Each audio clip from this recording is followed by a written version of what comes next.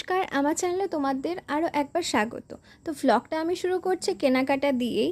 Actually জামাই ষষ্ঠীর একদিন আগে আমরা বেরিয়েছিলাম কেনাকাটি করতে, মা, আমি আর দিদি। জামাই ষষ্ঠীর কেনাকাটা করতে বেরিয়েছিলাম, তাই সবার ফার্স্টে জামাইদের জন্যই জামা কাপড় কিনতে গেছিলাম, আর পরে বাদবাকি যা কেনাকাটা পরে করেছি।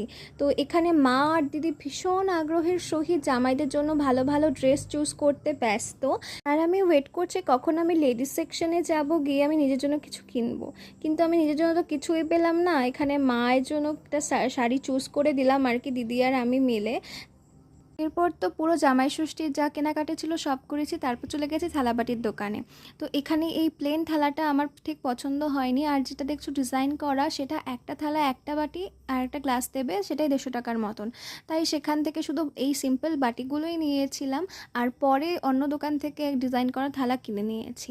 আর এরপর দিদার জন্য মিষ্টি